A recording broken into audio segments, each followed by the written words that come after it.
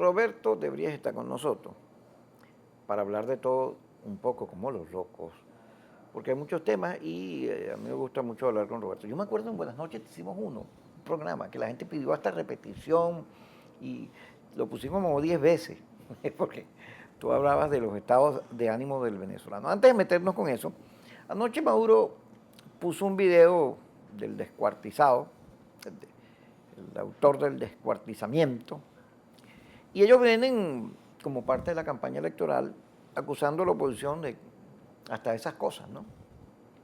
Y una campaña signada por la maldad. Yo digo, uy, qué gente tan mala, porque primero es el CNE prestándose para el rebanamiento de la oposición, tanto en la sala electoral con COPEI y el MIN, con la Contraloría, con las inhabilitaciones, el CNE cambiando circuitos y degollando diputados, etcétera, o haciendo o la paridad, pero no por un reconocimiento de la mujer, sino para crear problemas ahí a la oposición, porque el gobierno ha hecho primarias en todos lados. Y entonces todo es una maldad. La situación económica del país es el imperio, la burguesía, la compire, los bachaqueros, todo menos ellos. Pero ahora la inseguridad es un problema de una planificación de la oposición para generar malestar en la sociedad. Y luego, en estos días, Provea, Roberto, sacó una denuncia sobre esto, las OLP, estos procedimientos para meterse en la misión vivienda y sacar a los malandros que se instalaron ahí, que uno no sabe por qué se instalaron ahí, o sea, ellos cayeron ahí de paracaídas. Entonces, denunciaron que Provea estaba exagerando y que era invento del imperio. Provea respondió que aún cuando sus denuncias no fueran populares, porque en Venezuela todo el mundo quiere matar a los malandros, porque como no hay seguridad, la gente es víctima y cada vez que un malandro te agarra, te agrede, te humilla. O sea, la gente lo que quiere es matarlo, pero hay un Estado de Derecho, hay unos principios que hay que defender, aunque no le gusten a la gente, y no es un problema de estar consultándolo o pidiéndole bendición a las masas, sino que eso es un problema de principio. Días después, en Maracay, salió un video con violación evidente de los derechos humanos. Pero ayer en Carabobo, unos periodistas que estaban siguiendo un procedimiento de estos de las OLP, les cayeron a batazos, les rompieron las cámaras porque no querían que grabaran lo que ellos hacen, ¿no? Entonces, el gobierno, la manera en que está enfocando la campaña, a mí me sorprende porque no es que Chávez fuera distinto, pero Chávez siempre arrancaba con amor, tiraba un discurso para reunir a los suyos, tiene un esquema distinto a esto. Esto es pura maldad. Una maldad, se le ven los colmillos. Claro, hay gente que cree en eso, porque hay gente que disfruta de eso, pero desde el punto de vista de la racionalidad uno dice, oye, pero qué feo esto. ¿Cómo viste tú lo del video? ¿Qué se busca con eso? ¿Cuál es el destino El de eso? video, más que un problema político, habla de un problema severo mental del país.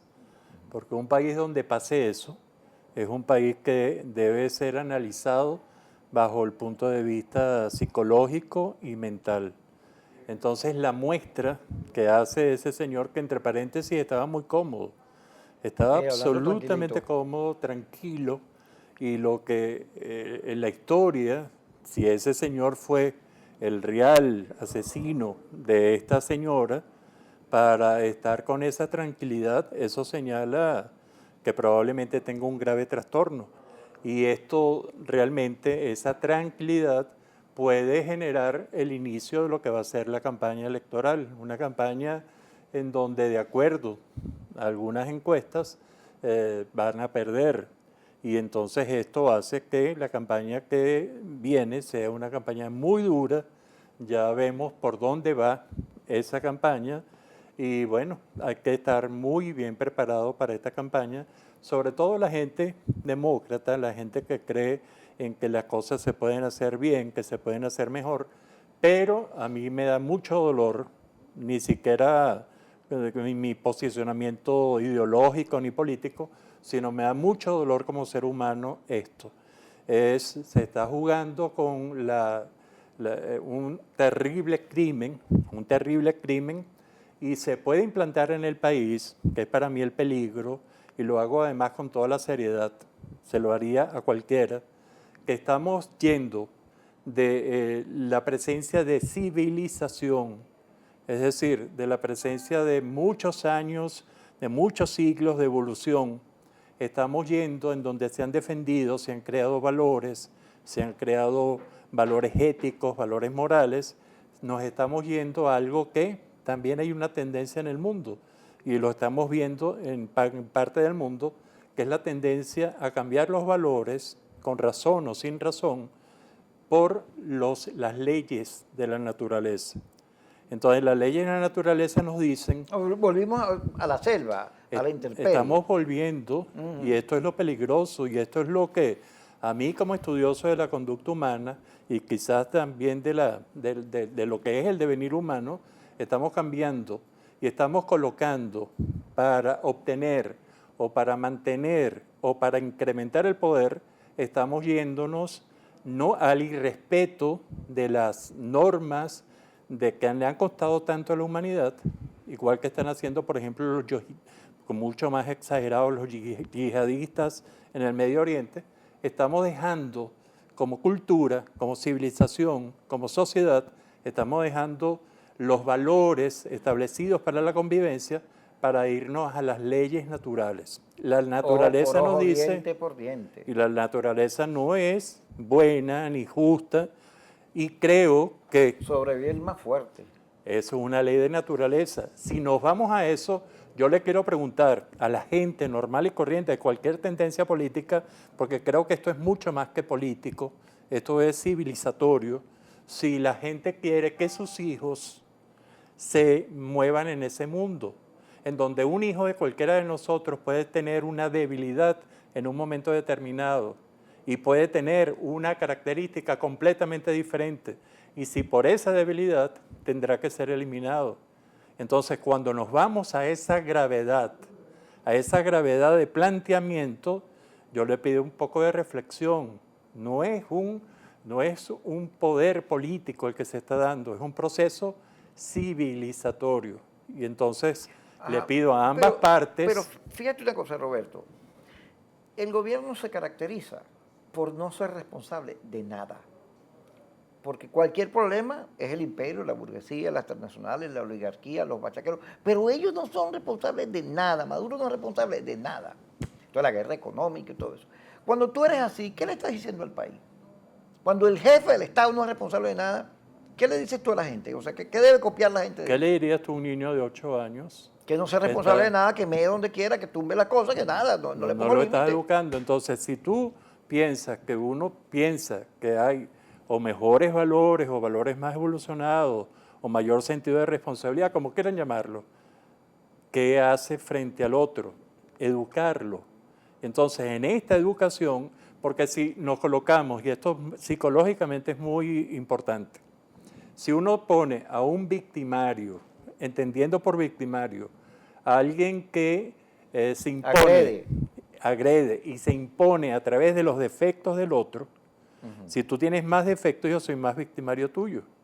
Si esto es una lucha de victimario con independiente, el independiente es otra psicología, es una psicología en la cual yo siento que tengo logros, que tengo éxito, y si tú pones a un victimario a luchar, a confrontar, inclusive a convivir, ay, Dios mío, entonces se presenta una dinámica que es la que estamos viendo en el país desde hace tiempo. Entonces, por eso la salida, y la salida es una salida ética, y por eso estoy nombrando mucho lo de los valores, porque es realmente donde está probablemente la salida, está la salida en comprender que no son, porque hay una evolución mayor que es donde está, tiene que ponerse el liderazgo, inclusive liderazgo que venga del chavismo, que hay gente que puede estar ahí, en esa interdependencia, es decir, que ya no sean independientes, que sean interdependientes.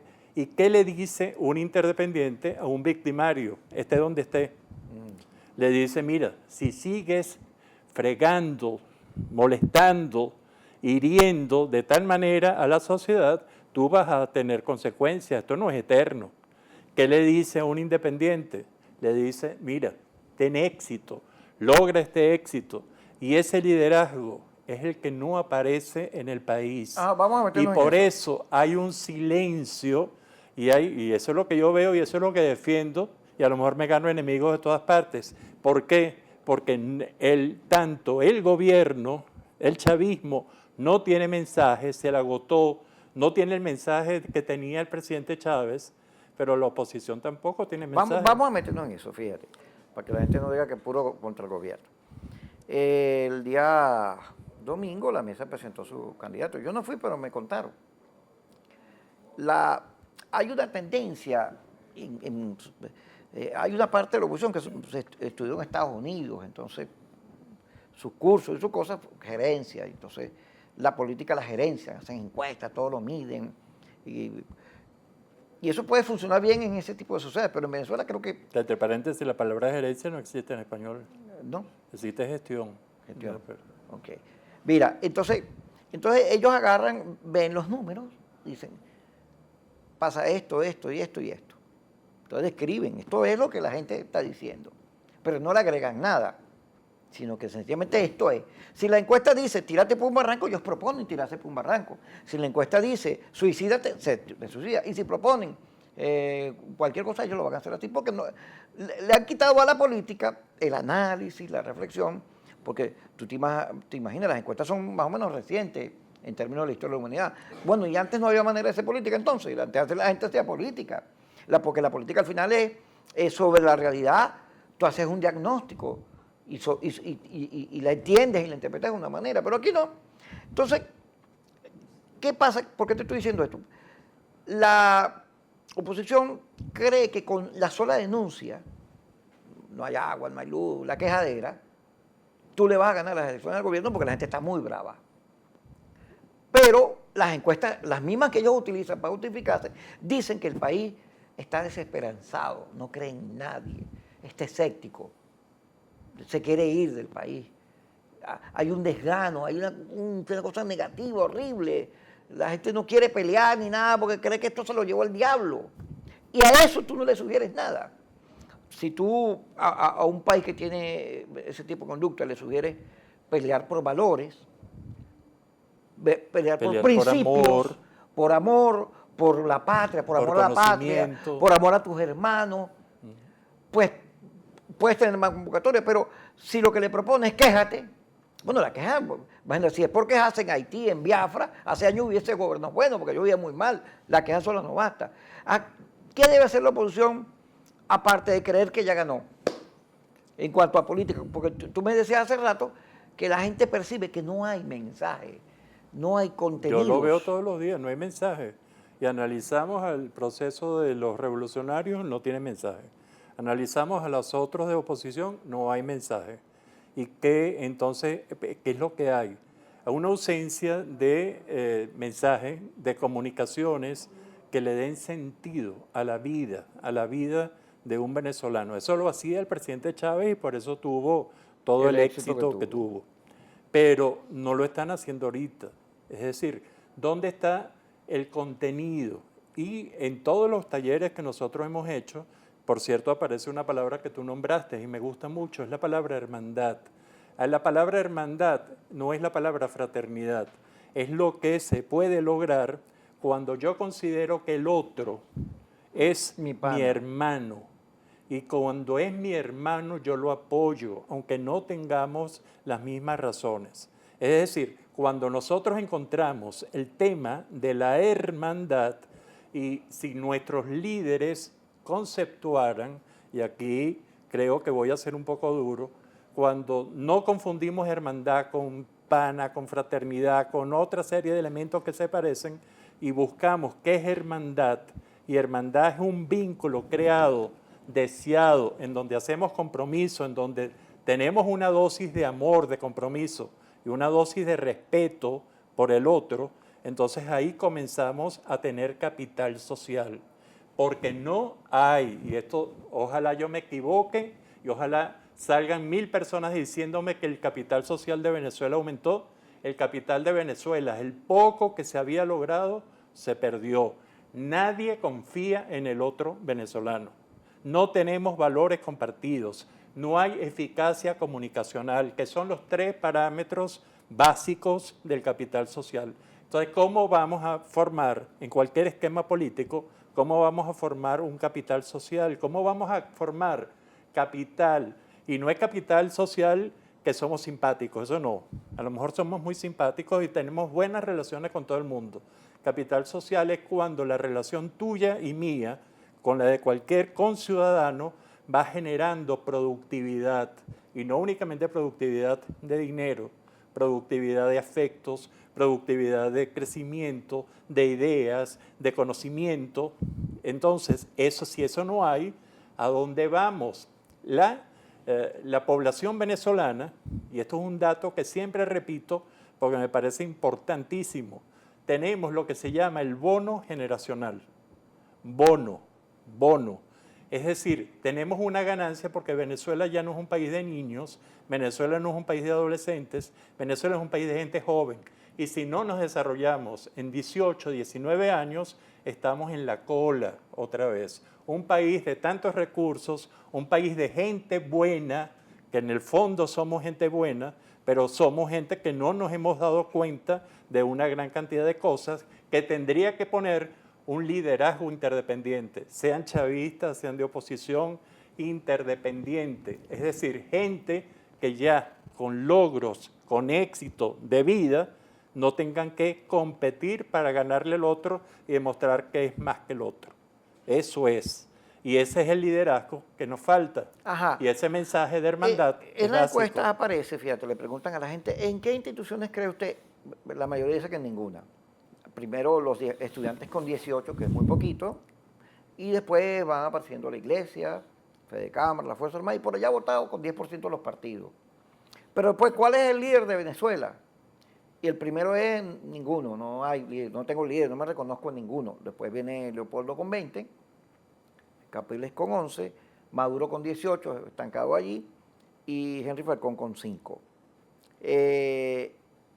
Hay un enorme vacío, aun cuando Leopoldo López viene subiendo.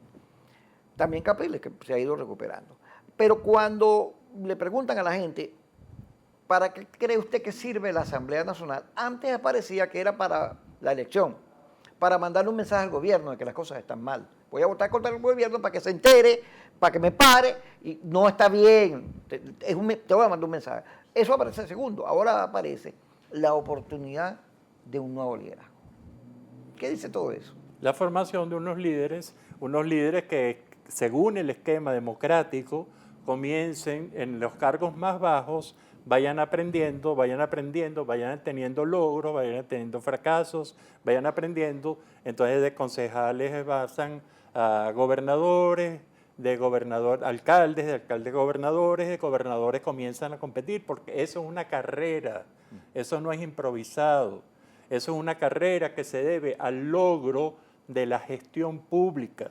Y por eso, más que la palabra gerencia que la nombraste, yo creo mucho en la gestión. Es decir, los políticos como gestores, y eso es una profesión.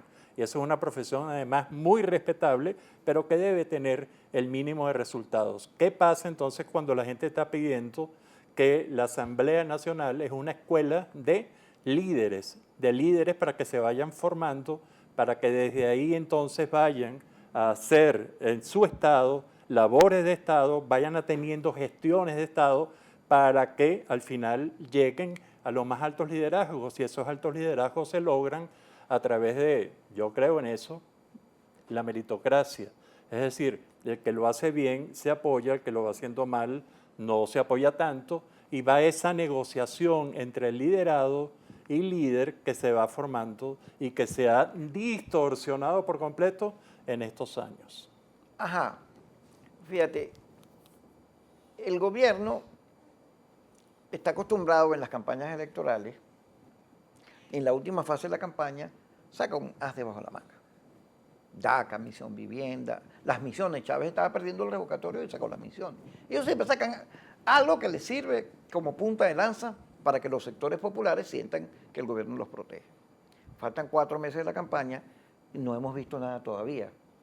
Hay por ahí un video de JJ Rendón, que por cierto yo no comparto lo que él dice, pero va muy dirigido a lo que siente la gente, ¿no? el video de JJ dice que para el año que viene aquí se acabó todo, no va a haber comida, no va a haber agua, se acabó el país, pues todo es un desastre, no hay plata, compre lo que puede ahorita porque después no va a conseguir ni sardina. Ese es yo creo que eso es parte de lo que está ahorita en el estado de ánimo del país, esa sensación de que esto se acabó y se lo llevó el diablo. Ahora, pero el gobierno, Roberto, que tiene las mismas encuestas estas y los mismos informes que nosotros estamos hablando, los mismos datos, hasta ahora lo que hace es atacar a la oposición, rebanarla, acusarla, pero como gobierno no le hemos el as bajo la manga. ¿Será que ya eso no es eficaz, que la gente se cansó, ya no le cree ni la hora? Sí, es un planteamiento interesante porque realmente yo no lo he visto y no sé si tienen plata acumulada para lanzarla en los últimos momentos, que es lo que uno podría esperar, ¿no? Pero la gente no está creyendo en nadie y eso es el problema. Que ojalá que todo lo que bajara el gobierno por su ineficacia gubernamental, por la gobernabilidad, lo subiera la oposición. Pero eso no está pasando, y la crisis de mensajes pero va las a dar encuestas una dicen crisis que la gente en su mayoría va a votar por la oposición, porque sí, es el sí. mal menor. Ojalá que aparezcan, y ojalá y ya le dan un porcentaje importante. Pero si no aparece una medida de esta, pues si aparece una medida de esta, habría que medir realmente. Pero lo importante es que sea la gente que llegue, que el país se den cuenta que el país va a tener que seguir, y va a tener que seguir en el sentido de una buena formación, de unos buenos valores. Y yo pondría, a lo mejor soy ridículo con esto, y a lo mejor mucha gente se ríe, pero el problema fundamental del país yo lo llevo a dos niveles. A la falta de amor, no sabemos lo que es amar. Los venezolanos no amamos bien. Es un mito que amamos bien. Ay, me lo vas a decir a mí que estoy divorciado. No amamos bien, y no es únicamente a nivel personal. No amamos al otro venezolano. Estamos igualitos, como lo decía una socióloga mexicana, estamos igualitos con un niño de 8 años. Somos egoístas, egocéntricos, no pensamos en el país, pensamos en nosotros nada más, y eso es terrible, por lo que tiene que aparecer un liderazgo que comprenda todo esto y lleve a ese niño de 8 años, con toda la comprensión del mundo, lo lleve a ser un adolescente y un joven adulto que es responsable. Y eso se puede hacer. Estos medios funcionan para eso. La gente no es bruta. La gente, lo que pasa es que no tienen verdadera información y no tienen el esquema para tomar las decisiones que pueden tomar. El venezolano es inteligentísimo. Ahora, pero ven, ¿cómo que no tiene información si ahora hay más medios que antes? Antes había 2 canales en televisión y ya. Ahora hay 200 radios digitales, AM, FM, hay DVD que vienen con YouTube, con Netflix, hay videos quemados, hay mensajes de texto, hay Twitter, hay Facebook. ¿Cómo que no tiene información? Yo no tengo información, yo soy médico. Yo no tengo la información, por más que quiera tenerla, de la realidad médica del país. Ni Y las eso epidemias, eso no me lo va a informar los medios. Los medios me van a dar el un Estado. toque, además soy comunicador y lo puedo ver. Pero el Estado tendría bueno, que si decirme no dan las como cifras del Banco médico, Central, no dan las cifras epidemiológicas, ¿cómo vamos a hacer? no dan las cifras de los muertos de fin de semana en la morgue, no dan las cifras, ellos no... No hay. ¿Cómo vamos a hacer conocimiento? Y sin conocimiento no hay desarrollo. Si yo me guardo la información para mantener el poder, en el fondo yo voy contra mi mismo poder, y eso es lo que quiero que entiendan. Sí, ¿por qué? Porque la realidad es mayor que mi situación. Pero Maduro creo que no cree que como tiene todos los medios y compraron lo que había y mandaron a callar a los otros, ellos pueden imponer una realidad distinta a la realidad que existe. No, pero la gente va a interpretar, la gente, y esto también es muy duro lo que voy a decir, cuando no hay comunicación, cuando no hay conocimiento, cuando no hay data, que tú lo expusiste muy bien, si yo no tengo data, yo lo único que hago es interpretar cómo está la realidad sanitaria del país, pero yo no puedo decir cuál es la realidad sanitaria del país. Yo dudo que alguien lo pueda decir. Entonces, ¿qué pasa ahí? yo interpreto. Y para la interpretación, entonces hay una gran variedad de medios. Y esas variedades de medios pueden variar de ideología, de intención. Entonces lo que me va a suceder a mí, que tengo que tener una información para tomar una buena decisión, ¿qué crees que me va a pasar? Interpreto. Y en el final, lo que voy a tener yo es un delirio. Sobre el chimborazo. Delirio, no, delirio, que yo voy a interpretar la realidad y cuando la comunique, probablemente la gente me pueda decir, pues ese señor está delirando, está fuera de foco. Ahora, como es la ajá. realidad de dos países en donde el chavismo le dice al otro país, estás delirando. Y el otro, llamaban disociado a todo el mundo. Sí, sí. Ajá, y este país le llama al otro que no dice información, que no pero da fíjate, información. que aparece Tania Díaz diciendo, bueno, sí, hay inflación, pero poquito. Desabastecimiento, bueno, pero hay productos, lo que pasa es que los bachaqueros. O sea, para ella, aquí no está pasando nada, esto es una maravilla, aquí estamos, wow. La dictadura mediática, pero resulta que... Es una lucha de delirios, lo que estoy diciendo, la otra parte está hablando eso, entonces una lucha de delirios, y con eso no se va a desarrollar el país, sea en el esquema comunista, sea en el esquema marxista, sea en el esquema capitalista, sea en un esquema humanista, no se va a desarrollar. Entonces, lo importante creo que es el ser humano, resguardarnos de lo fundamental, recomendaciones, busque valores que defender. Si no hay valores, se cae todo el esquema. Segundo, busque amor.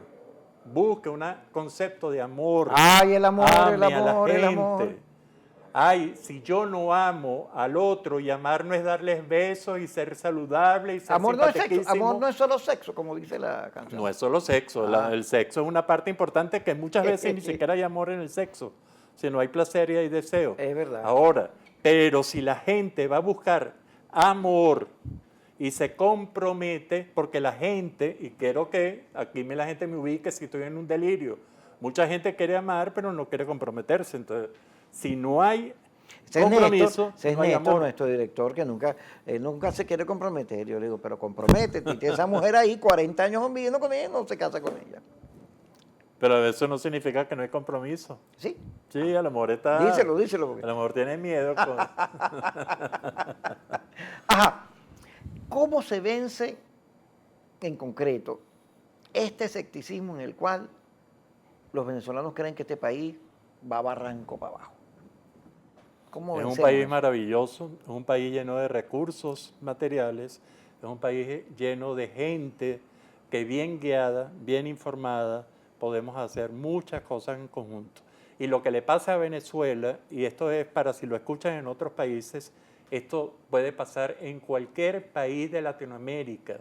Tengan los ojos fijos, tengan cuidado. Esto que está pasando ahorita puede pasar en cualquier país latinoamericano porque somos lo mismo.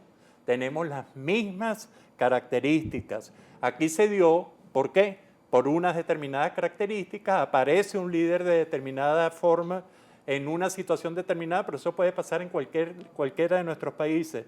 Tienen que tener cuidado, debemos respetar el ser humano, ese ser humano que está enfrente. A lo mejor es un adversario, un enemigo suyo, pero trate de comprenderlo, trate de visualizarlo y trate de manejarlo tal cual le gustaría que lo manejaran usted. Así de sencillo. La polémica? Hay una candidata a diputado, creo que por el 23 de enero, una señora Méndez, que declaró algo así como que al enemigo ni agua, hay que darle con todo, acabarlo, todo, morderlo. Y Chatén le respondió, mire, yo soy enemigo suyo, somos adversarios, pero no tiene que matarme, ¿no? Y salió Jorge Rodríguez a defender a la señora y todo, porque ellos ven a los que no piensan como ellos como enemigos que hay que matarlos, ni agua, como si fuera una guerra, pues. Sí, pero entonces nosotros tenemos que, lo que no pensamos diferente, tenemos que convencerlo con nuestro comportamiento que las cosas no son ¿Y así. ¿Cómo convences tú a Iris Valera, que nada más al mirarte te está odiando? Te odia porque si te puede matar, te mata. Yo no la miro con odio, yo no la miro con odio. Con cariño. Ella tiene tono, pero ella me puede odiar a mí, pero yo no la odio a ella. Y ese es mi privilegio. Y yo creo que si somos, hecho que yo soy, católicos tenemos que practicar eso. Un católico, que somos la mayoría del país, inclusive cristianos, no puede fundamentar su vida en el odio al otro, en la eliminación del otro, porque eso sí es un sinsentido. Estoy de acuerdo contigo. Y además eso es un valor, eso es un principio. Y volvemos al comienzo de la conversación. No debemos dejarnos manejar por las leyes naturales. Usted puede defender las leyes naturales, pero usted tiene que exponerse entonces a que solo el fuerte sobrevive, tiene que vivir en eterna tensión y no puede disfrutar de la vida. No hay civilidad. No han pasado todo este poco de historia ni nada. Y no hay derechos humanos, no hay conquistas sociales, ni nada. leyes. Y sus pobres hijos tendrán que vivir con un ojo abierto y otro cerrado, sin vivir, sin gozar. La civilización humana ha luchado casi por 2 o 3 milenios para lograr lo que somos hoy. No lo echemos a perder por unos cuantos resentimientos, que entre paréntesis comprendo muchos de esos resentimientos. Es decir, hay gente muy resentida porque fue muy dañada. Y fue gente que no tuvo los privilegios que por lo menos tuve yo, que tuve amor en la familia, que tuve una familia buena, que tuve mi cuartico, que tuve mis cosas, que me desarrollaron. Estás hablando de Jacqueline, que no tuvo amor, no tuvo cariño. Gracias, Roberto. Un placer. Y me perdona la vehemencia. No, está bien, esos son los temas que hay que discutir y para eso están este tipo de programas. No, si te quieres, Carlos, echándote broma. Gracias por ver tvnoticias.com. Siga con nosotros.